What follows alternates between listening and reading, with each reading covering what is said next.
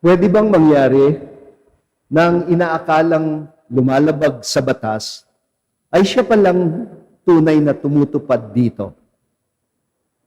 At pwede bang mangyari na ang nagmamalaking tagapagtanggol daw ng batas ang siya palang totoong lumalabag dito? Ito ho ang gustong linawin ni Jesus sa binasa nating ebanghelyo ngayon. Marami kasi noong kapanahunan niya ang nagparatang na ang Panginoon daw ay pasaway sa batas. At narinig natin ang pahayag niya, naparito ako hindi para ipawalang bisa ang batas, kundi upang isakatuparan nito. Hindi pala niya hangad na suwayin ang batas. Ang hangad niya ay sumunod sa pinakadiwa nito. Sa ibang parte ng Ebanghelyo, alam natin minsan inakusahan si Jesus na lumalabag daw sa batas ukol sa Sabat.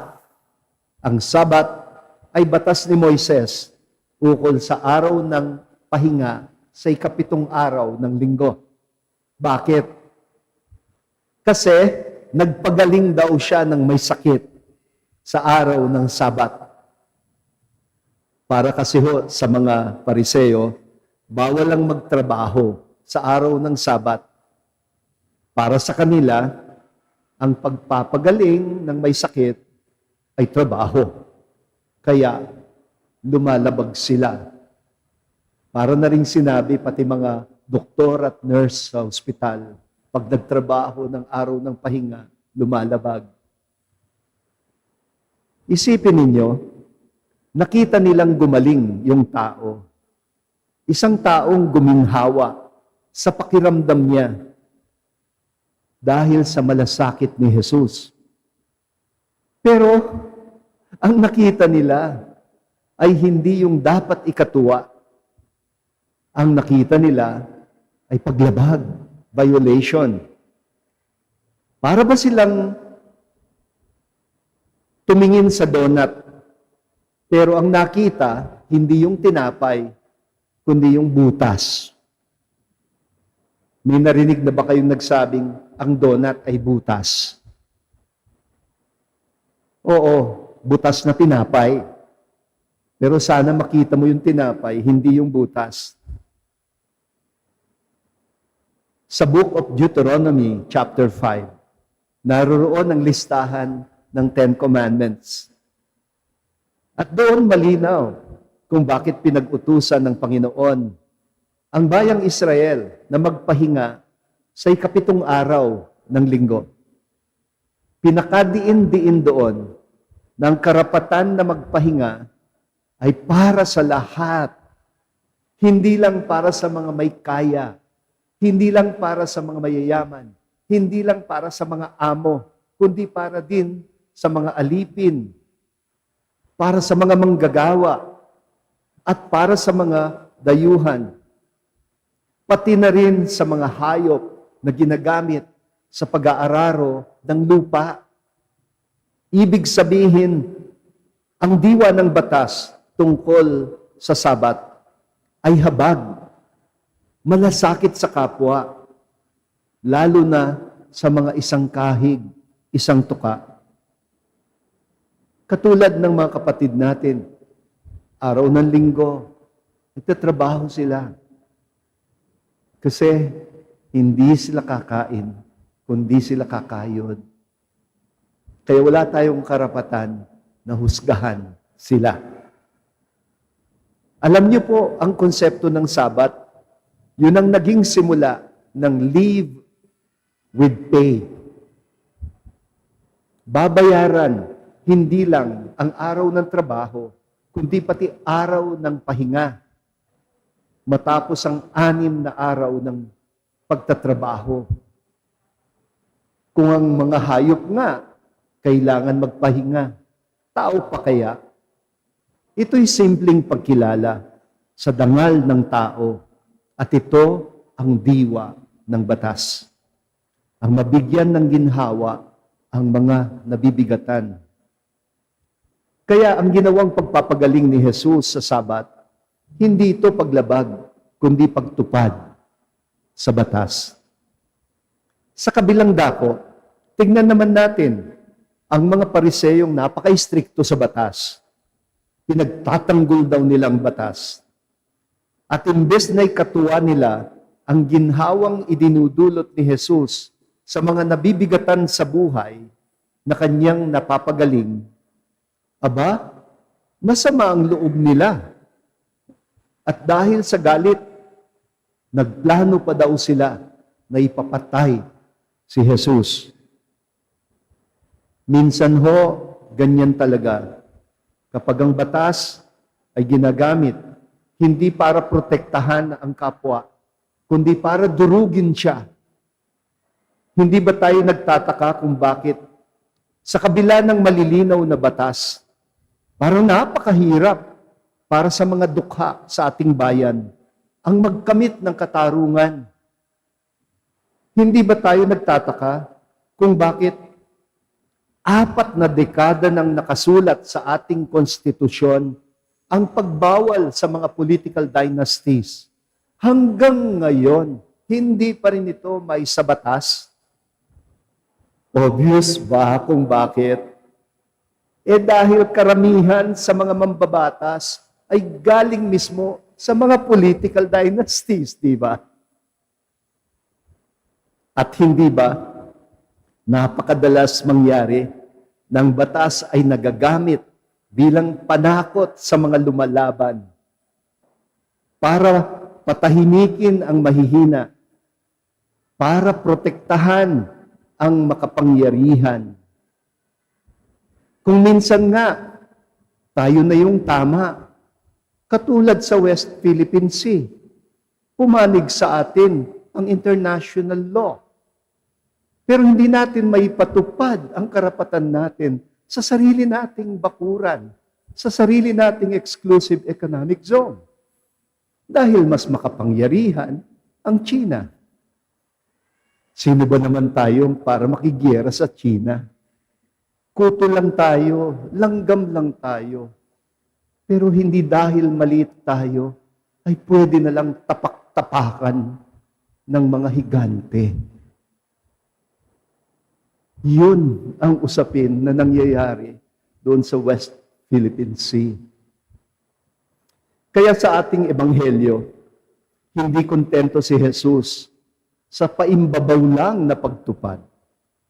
Nagbibigay siya ng komentaryo sa 3 sa 10 utos.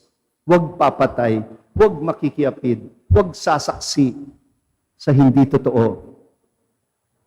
Oo, pwedeng katwiran natin, hindi naman ako pumapatay. Pero baka makalimutan natin na ang pagpatay ay hindi naman nagsisimula sa pagkitil ng buhay.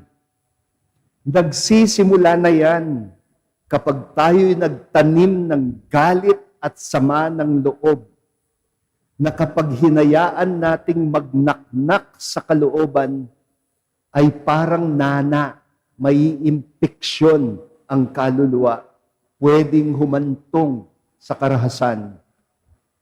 Ang pagpatay ay sa kalooban nagsisimula.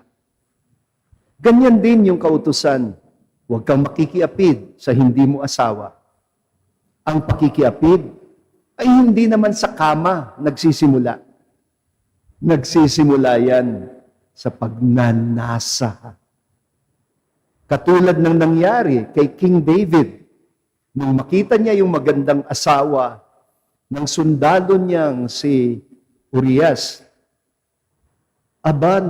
pinagnasaan ang asawa nito. At saan humantong ang pagnanasang iyon? Hindi lang sa pakikiapid, kundi sa pagpatay sa sundalong asawa ng babae.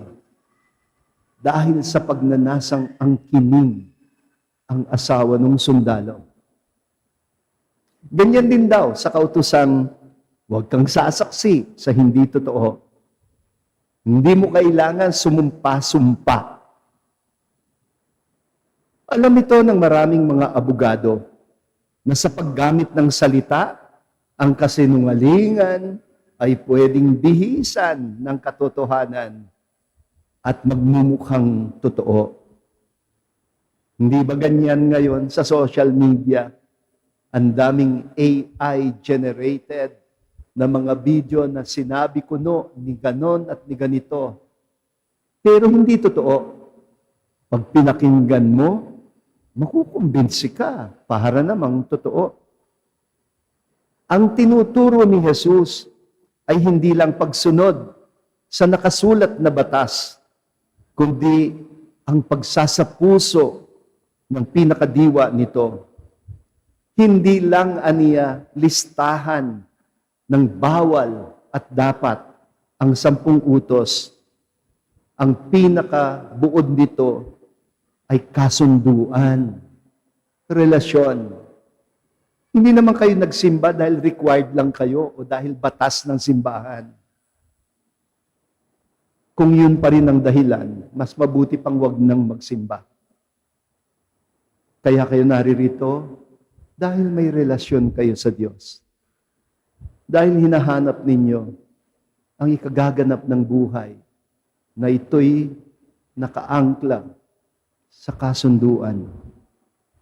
Sinusunod natin ang Diyos hindi dahil takot tayo sa parusa, kundi dahil mahal natin siya, dahil mahal niya tayo. At ang pagmamahal natin sa Kanya ay kailangan may pakita sa pagmamahal sa kapwa-tao. Kaya yun daw ang summary ng lahat ng batas, pag-ibig. Pag-ibig sa Diyos ng higit sa lahat. Pag-ibig sa kapwa na gaya ng sarili. Kapag sa pag-ibig nakaugat ang batas, hindi tayo mananatili sa mababaw na pagsunod o pag-iwas lang sa bawal. Kusang loob nating gagawin ang nararapat, ang tama, dahil pinahahalagahan natin ito. Sigurado ako kilala nyo ang isang kwento ni Jose Rizal tungkol sa unggoy at pagong. Minsan, isang araw, ang unggoy at pagong naglalakad sa tabing ilog. Aba, nakakita sila ng isang puno ng saging na inanod ng baha, lumulutang sa ilog. Hinila daw nila ito sa may pampang. At ang sabi ng unggoy na mahilig sa saging, "Uy, sabay nating nakita ito ha? Dapat hati tayo para patas." Pero sa loob-loob niya, naisip na kagad niyang lamangan ang pagong. Ang sabi niya, yung bunga nanggagaling yan sa gawing itaas. Kaya puputulin namin ang saging at aangkinin ko yung gawing itaas dahil doon lalabas ang bunga. At yung pagong naman, tahimik lang siya. Sabi niya, "Sige kaibigan, sa akin na lang yung kalahati ng puno, yung bahaging hindi mo gusto, yung gawing ibaba hanggang ugat." At syempre, alam na natin ang nangyari. Yung bahaging kinuha ng unggoy, tinanim niya, ano nangyari? Dinalanta. Pero yung natira sa pagong, tinanim niya, tumubo, lumago, at nagbunga. Ganyan ho ang paanyaya ni Jesus sa atin ngayon. Huwag tayong magpakaunggoy. Maging matalinong katulad ng pagong na hindi iniuuna ang panlalamang sa kapwa. Ang titik ng batas ay parang kalahating puno ng saging. Pero walang kwenta kung hiwalay sa puno at hindi nakaugat sa lupa. Ang ugat ng kasunduan o ang ugat ng kautusan ay kasunduan, covenant. Ang pundasyon ng batas ay pag-ibig sa Diyos at pag-ibig sa kapwa na gaya ng sarili. Kapag sa pag-ibig nakaugat ang pagtupad natin sa kautusan, kusang tutubo ang kabutihan, kusang magbubunga ang isang lipunang matuwid at mapayapa at maunlad. Kusang sasagana ang buhay at sa ganyan tunay na natutupad ang diwa ng batas.